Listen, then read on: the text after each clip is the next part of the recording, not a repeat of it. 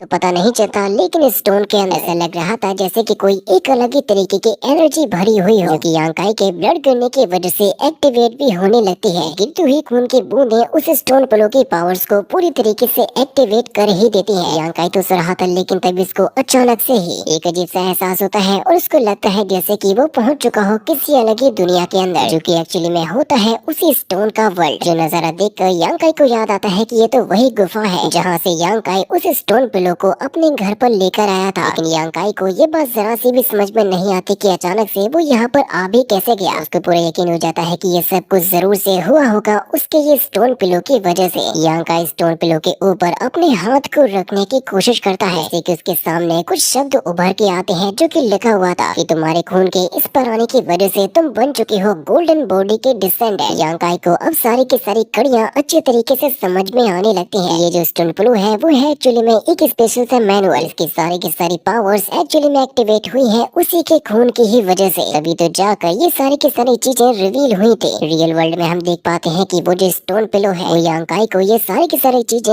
एक सपने के जरिए दिखा रहा था। तभी हम उस स्टोन पिलो को देखते हैं जिसके पीछे पीछे चलते जा रहा था यांकाई, जहाँ पर अब तभी वो पहुंच चुका होता है पहाड़ी के किनारे पर। इस मोमेंट पर तभी यांकाई को दिखाई देता है कि उसके पीछे से वापस से आ चुका है जो, जो किससे कहता है कि यांकाई क्या तुम मुझे दोबारा से चैलेंज करना चाहते हो। जब तक यांकाई को इस बात का रियलाइज हो पाता, उसके फेस के ऊपर एक बहुत ही जोरों का पंच हिट हो ही चुका था, जिसकी वजह से उसका पैर फिसलता है और वो लटक चुका था इसी खाई में। इसके बाद फिर जो उसके सामने आता है और ये कहता है कि अगर तुम मेरे सामने हार मानने के लिए तैयार हो तो मैं तुम्हें अभी और इसी वक्त ऊपर खींच लूंगा। यांकाई कहता है कि नहीं, रहने दो, मुझे तुम्हारी कोई भी जरूरत नहीं है, जिसकी वजह से जो अपने जूते की मदद से उसकी उंगलियों को दबाने लगता है, जिनमें से उसको ब्लीडिंग भी हो रही थी। यांकाई से कहता है कि जो कभी भी उन लोगों को मारता नहीं है जो कि मुसीबत में हो, इसीलिए मुझे बता दो कि तुम आखिर असल में हो कौन। जो कहता है कि मैं कौन हूँ इस बात से कोई भी फर्क नहीं पड़ता, बल्कि फर्क इस बात से पड़ता है कि मैं तुम्हें हारा हुआ देखना चाहता हूँ। मैं ये चाहता हूँ कि यांकाई मुझसे रहम की भीख मांगे, और अगर तुम एक बार भी हार को एक्सेप्ट कर लेते हो तो फिर तुम किसी भी काम के नहीं रह जाओगे। लेकिन ये बात भी है कि मैं तुम्हारी जान को बचा लूंगा, या फिर तुम खुद से ही इस दरिया के अंदर डूब कर मर जाओ। यांकाई इसकी बात को मानता नहीं है तो जो उसे लात मार कर नीचे गिरा ही देता है, जहाँ से यांकाई गिरता है पानी के अंदर और वो डूबते ही जा रहा था। वो पहुंच जाता है पानी के अंदर मौजूद कुछ चेन्स के किनारे पर। ये जो चेन्स होती है वो यांकाई को जकड़ने लगती है। यांकाई अपनी पूरी ताकत को लगा रहा था उन चेन्स को हटाने के लिए, इसकी वजह से उसको ब्लीडिंग होती है और वो अपनी ताकत से ही उन चेन्स को तोड़ देता है। लेकिन साथ ही साथ ऐसा होने की वजह से यांकाई की पावर्स ने इसी पानी के अंदर मौजूद किसी एक शख्सियत को भी जगा दिया था, जिसके तुरंत ही बाद अब यांकाई पानी के अंदर से बाहर भी आ चुका था, जिससे कि उसकी जान भी बाल बाल बची होती है। लेकिन यांकाई का ये विजन इतने जल्दी खत्म नहीं होने वाला था, क्योंकि तभी उसको पानी के अंदर से चेन्स में बंधा हुआ कोई एक मॉन्स्टर टाइप का बंदा नजर आता है, जो कि पावर्स में भी बहुत ही ज्यादा खतरनाक होता है। यांकाई उससे पूछता है कि तुम कौन हो और ये जगह कौन सी है। तो उसके सामने जो बंदा मौजूद होता है वो बताता है कि ये है असल में तुम्हारा ही स्पिरिचुअल वर्ल्ड, जहाँ पर तुम अपने अंदर कुछ ऐसी शक्तियों को जगा सकते हो जिनके बारे में लड़के तुमने कभी भी सोचा नहीं होगा। और सबसे बड़ी खास बात ये है कि तुमने मुझे भी जगा दिया, जिसकी वजह से अब तुम मेरे असली रूप को भी देख पाओगे। वो उसको बताने लगता है कि जो स्टोन पिलो तुम्हारे पास में है, मैं उसके अंदर सैकड़ों सालों से कैद था, लेकिन तुम्हारा बहुत बहुत शुक्रिया मुझे इसमें से आजाद कराने के लिए। अब मैं आजाद हो चुका हूँ इस दुनिया के अंदर, जहाँ पर मैं अपना आधिपत्य जमाऊंगा। वो कहने लगता है कि लड़के, तुम्हें मेरी हेल्प करने के लिए मैं तुम्हें एक बहुत ही शानदार खिताब से भी नवाजूंगा कि मैं तुम्हारी बॉडी को रीशेप कर सकता हूँ और उसको पावर से भी भर सकता हूँ, ताकि तुम बाहरी दुनिया में रहकर मेरी सेवा और भी बेहतर तरीके से कर सको। क्योंकि तुरंत ही यांकाई की ट्रू एनर्जी को अपनी बॉडी में एब्सॉर्ब करने लगता है, यानी कि वो तो यांकाई की जितनी भी स्पिरिचुअल एनर्जी होती है उसको पूरी तरीके से ही खत्म करने वाला था। यांकाई लेकिन इस फाइट में भी हार नहीं मान रहा था, जिसकी वजह से वो घोस्ट टाइप का बंदा उसे ये कहने लगता है कि गिव अप कर दो, इसकी वजह से मैं तुम्हें ज्यादा नहीं कर पाऊंगा। यांकाई इस बात को जानता था कि अगर उसने गिव अप कर दिया तो बेशक वो यहीं पर इसी वक्त ही मारा जाएगा। इस पल तभी यांकाई के पास में एक स्पिरिट आती है और वो इसी के कहने लगती है यांकाई अभी भी हार मानने के लिए तैयार नहीं है। इसी वजह से वो उसको दिलासा देते हुए ये कहने लगती है, तुमने अपने ये जितने भी साल लिंगजियाओ पेविलियन में बिताए हैं, मुझे बताओ जरा कि अगर तुमने इस पर हार मान ली तो आखिर तुम कैसे ही अपने उस बदले को ले पाओगे। यांकाई कहता है कि लेकिन मुझे तो अब कोई भी आशा नजर नहीं आ रही है, आखिर अब मैं कैसे और किस बात के लिए उम्मीद को रखूं, क्योंकि उसको पूरे 3 साल हो चुके होते हैं जिसके अंदर उसने 148 मैचेस को लड़ा, जिसमें से वो एक भी फाइट को जीत नहीं पाया। वो वो स्पिरिट यांकाई से कहते हैं कि जब तक तुम्हारे मन के अंदर एक ख्याल भी रहेगा जीतने के लिए, तब तुम्हें दुनिया की कोई भी ताकत हरा नहीं सकती बच्चे। इसी वजह से अभी भी ये समय आया नहीं है कि तुम गिव अप कर दो। तुम्हें इस ताकत के ऊपर भी हावी होना होगा और इससे जीतना होगा। इसकी वजह से यांकाई इस स्पिरिट के सामने हार मानता नहीं है। वो कहता है कि हाँ, मैं जीतना चाहता हूँ, मैं अभी भी जीतना चाहता हूँ, क्योंकि अभी समय आया नहीं है कि मैं इतनी आसानी के साथ में गिव अप कर दूं। इसी वजह से अब उस घोस्ट के ऊपर ही हावी होने की कोशिश करने लगता है, जिसकी वजह से उसकी सारी की सारी पावर्स जाने लग जाती हैं यांकाई की बॉडी के अंदर। नजारा काफी ज्यादा शॉकिंग होता है क्योंकि उसने डेवोर कर लिया होता है एक घोस्ट को। लेकिन यांकाई इस बात से काफी ज्यादा खुश होता है क्योंकि वो इस बार जीत चुका होता है किसी बैटल को। इसके तुरंत बाद अचानक से ही यांकाई की आंखें खुल जाती हैं और वो अपने आप को पाता है अपने ही बेड के ऊपर। लेकिन उसकी बॉडी के अंदर अभी भी झलकें होती हैं उसी घोस्ट के। साथ ही साथ हमें देख पाते हैं कि इसकी बॉडी के ऊपर जितनी भी इंजरीज थी वो सभी के सभी भी हील हो गई थी। जो चीज तो यांकाई भी फील कर पा रहा था क्योंकि उसकी बॉडी के ऊपर अब एक भी स्कार नहीं होता। साथ ही साथ उसका जो स्टोन प्लो होता है वो भी बहुत ही अजीब तरीके से वहाँ से गायब हो चुका था, जिसकी वजह से वो ये कहने लगता है कि यानी कि मैं जो कुछ भी देख रहा था वो कोई ड्रीम नहीं था। वो कहने लगता है कि क्या मैं वाकई में कई सारे रियल्म को